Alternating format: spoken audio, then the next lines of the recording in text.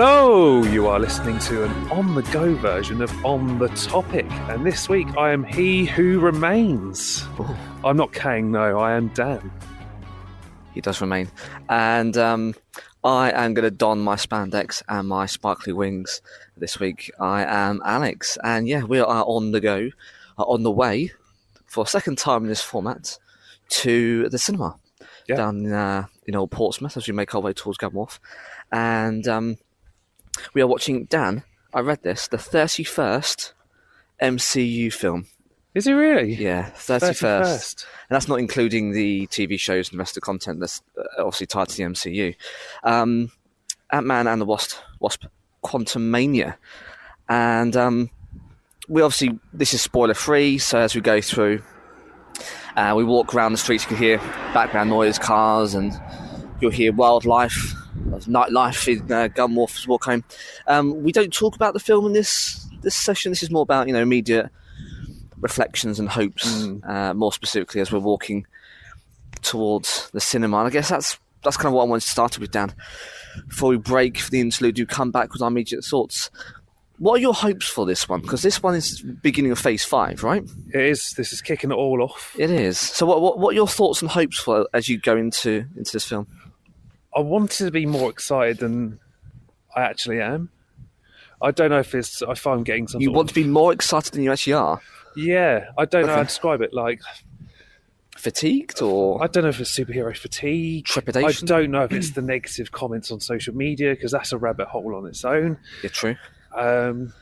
I think people's expectations are, with the Marvel films now, they want a big event. They want an Infinity War or an Endgame, and unfortunately, we are now back to stage one, and you can't have an event like that without the story building. You got to put in the effort. You got to put in the time.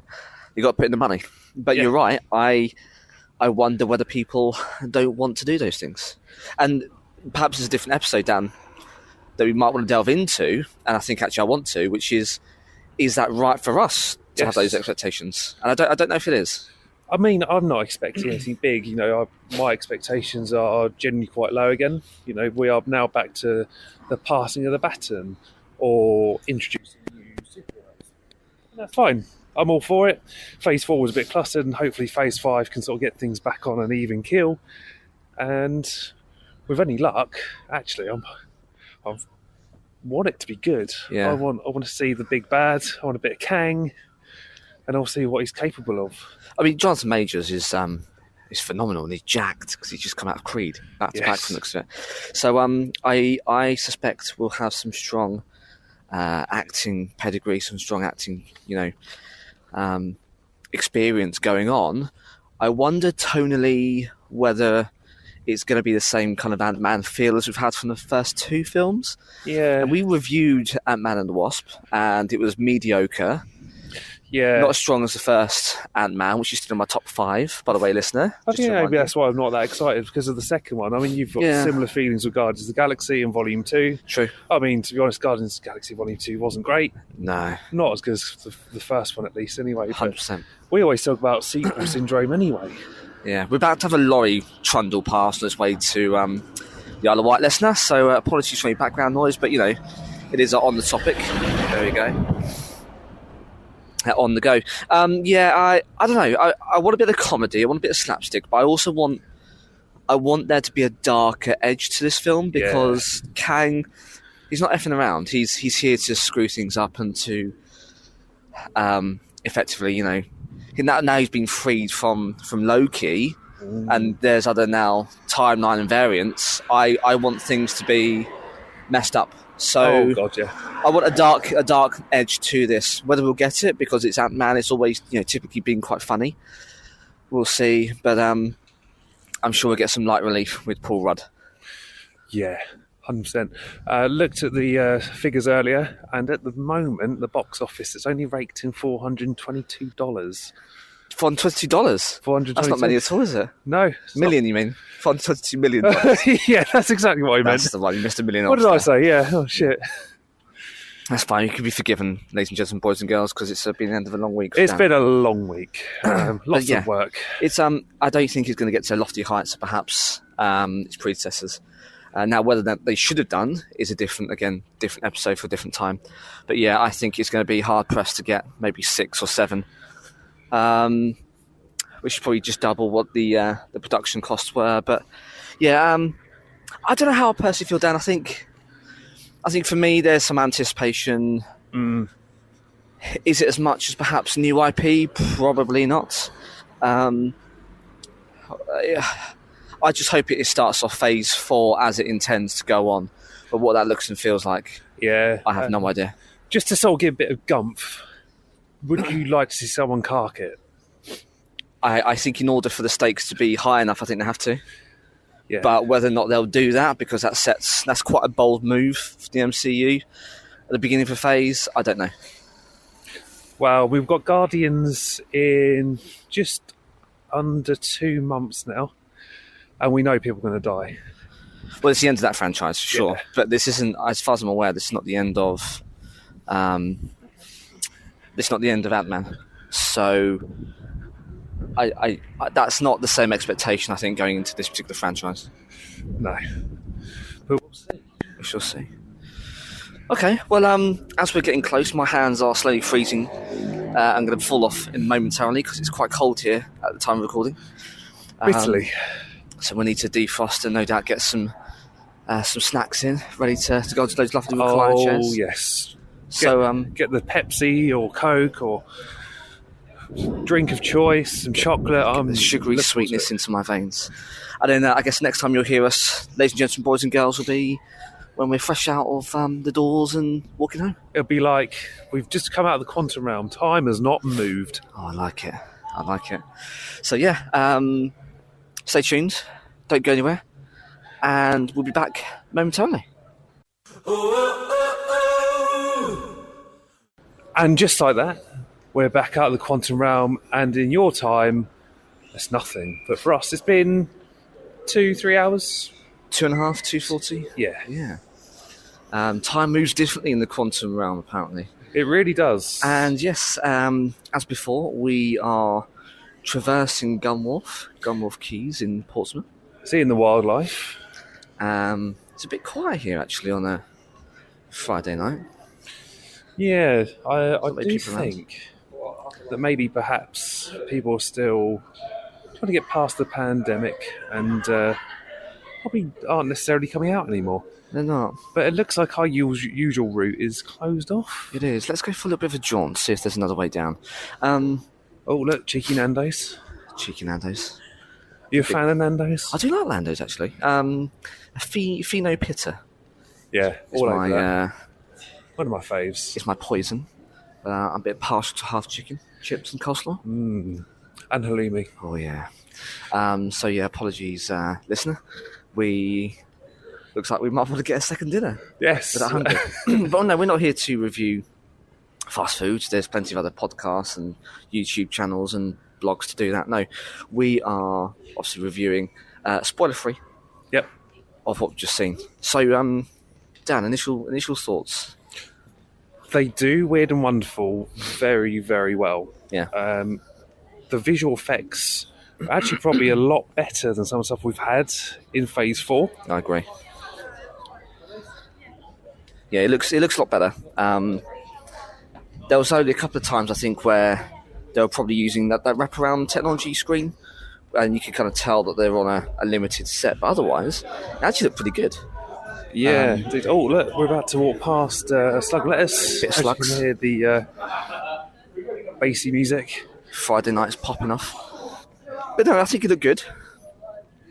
A balanced film, I think. Yeah, I think, as you were saying in the cinema while we're waiting for the second cutscene, the balance of humour and seriousness is done quite well. I think, given how over the top Thor: Love and Thunder was, that was probably needed. Yeah. So, in comparison, I guess to the other prior two films, Ant-Man, I think, was good. Ant-Man and the Wasp wasn't great, but it kind of continued, maybe upped the comedy just a little bit, to where we are now, where I think it kind of dropped back down again in terms of like the humour, kind of levelled off. Yeah. And as you say, in comparison to Thor, Love and Thunder, that just went too far. I think a lot of people complained about Taika's take on exactly the direction of that franchise. Whereas, was it Peyton Reed that did this one again, or was it someone else? Yes, it was Peyton Reed. Yeah. I can't remember who wrote it, but of course we'll sort of break all that down in the big review. But I think it kind of shows that continuity, you felt like an Ant-Man film. And I guess you listened to me a couple of minutes ago, but down the last couple of hours. But when I said, I hope there's a seriousness to it, I think there was an aspect of that. I think this was the real kind of foray into the Kang dynasty. What was it? Was it quite so serious or bloodthirsty or dangerous as perhaps it could have been? I don't know. But no, it had some kind of air of danger to it, I guess. Yeah, so it didn't quite deliver what I was expecting in the sense of, again, trying to keep the spoiler free. It's difficult, isn't it? I mean, if you go back to where I said, does someone need to cark it? Well, yeah, I suppose I've already sort of spoiled it. But the ending's quite interesting, especially when you sort of gave me your theory, which we'll probably talk about more in the big review. But Jonathan Majors... Oh, phenomenal. His calm demeanour is He's unnerving, fantastic. isn't it? He's very unnerving. And then he's pissed. And I think when we see him, he is pure anger. And if you kind of compare him and contrast him with, say, Thanos, who was kind of scary because of his power, but also his conviction, because he knew that he was right. Whereas Jonathan Majors' depiction of Kang is just pure revenge and pure anger. Yeah. He doesn't really care what he does as long as he wins, which I think is exactly his quote, right? And that's a different kind of danger, because actually he will win at any cost, whereas at least Thanos was like, well, I'm not killing needlessly, I'm just killing because I have to. I need to save you. And it's a different threat, and I think it was very well portrayed by Jonathan Majors. And we were remarking, we can't obviously talk too much, we don't want to spoil it, but I think he's had a lot of fun in playing this character in this outing for sure. Yeah, you're right. And he's talking about Thanos, that different agendas, completely different agendas. Thanos just wants to wipe out half the universe, whereas Kang, he's more interested in wiping out a lot of time. Yes, and controlling all of it. What about the rest of the cast? What do you reckon, Dan? So Jonathan Majors, big tick. We thought he would be, and he's clearly delivered. But how about anyone else? Did they come to the party? I do feel like they focused on Paul Rudd a little bit more in this film. Okay. I don't feel like we got a lot of the Wasp or Janet Van Dyne. Was it Janet? Yes. Yeah, we didn't quite get a lot of her, but I did like her sort of entrance, I suppose, into the final battle between Kang and Ant-Man. But yeah, I don't feel like we've seen enough of Cassie Lang. No, it's the first. Is it the first iteration of this version of Cassie that we've seen? Yes. Oh no, or she was. No, she isn't. Because she wasn't the same actress as played at the end of Endgame. She was in Endgame, but not the same actress. Can't remember the actress' name now. I have to get the old Google out. Right. Okay. So this is her first kind of feature film that she's in proper. Yeah, I believe so. Okay. As we walk along, I will Google. This guy here has just got his lunch from Tesco's. Cassie is played by Catherine Newton. Good effort. But you can see how she's probably going to be teed up for Young Avengers if that ends up being a thing. Yeah. Bill Murray felt like he was a bit pointless. Yes, I find that Bill Murray these days, he's almost a comedic character in himself. If you look at Zombieland, he didn't really need to be in that. That was almost he's almost a meme of himself, I think. Yeah. But yeah, he was in it, a minor role. Michelle Pfeiffer. Fine. I have some reservations, Dan. We can talk about that in the next episode. Yeah, absolutely. But I think she's a good kind of conduit into that storyline for sure. I quite enjoyed Michael Douglas as Hank. Yes. The return. He just does the smart guy so well, but I did enjoy it. This isn't really a spoiler. There's a bit where they go up to a bar in the quantum realm. He's like, I'm not quite accustomed to your what you do here, but have you got anything that's going to get me drunk? Yeah. It's brilliant. It's very good. I quite liked William Jackson as Quaz, the mind reader. Yes. Anyone unfamiliar, he's in The Good Place. I did not know that. Yes. Oh. Yeah, so overall, I'd say the cast is strong. Storyline? Storyline, I mean, they don't really beat around the bush, do they? There's no build-up to being dragged into the quantum realm, which was good. Felt it was a little bit slow in parts, would you say? Yeah, I think because they came straight out the starting gates quite strong with a bit of Kang origins. Yeah, anything after that, you kind of got to slow and break down the pace. But I think it was by and large balanced. Again, I don't want to beat on Thor, Love and Thunder too much, but that pace was all wrong. And there was lots of dips and lulls, whereas this one, I didn't feel that way. So, no, I thought the pace was good. Is it all you want it to be, Dan, in terms of the start of phase 4? I think so. I mean, we've already got an idea of Kang's power, which is brilliant. You know, we see him. He's not pulling any punches, is he? Let's be honest. He is going toe to toe. Although he doesn't kill anyone, he's killed all these Avengers, but nothing really happens. Not in this one. Not in this one. Not yet, anyway. So we might see some bad stuff happen in the future. But it's all could be bluffs, listener, and actually it could be that Ant-Man is left in bits. You'll have to be waiting till our review to find out actually whether what Dan said was the truth or whether it was a big fib. More a bit of a red herring. But yeah, I think it was an okay start to next phase, given what we've seen before this point. I think it was a lot stronger than the other films. I think I enjoyed this more than Ant-Man 2. Oh yeah, 100%. Definitely. So yeah, overall, I enjoyed it. Yeah. Should you go and see it? Most definitely. Yeah, I'm interested to see where it's going, and I think it was probably the right way to introduce this next phase, but with this character. Yeah, cutscenes as well. Again, not giving any spoilers away. I like how the second one ties back to something. Yes, listener, by the way, stay behind. There are 2 cutscenes. First one's a direct run-on from the film's events, and the second one kind of ties in the wider world, but it's both are really, really good, aren't they? Yeah, brilliant. Yeah. But you say, I think Jonathan Majors probably had a lot of fun. Most definitely. But that is probably it for this episode. It has to be, because I think we're already tripping over ourselves trying to say too much.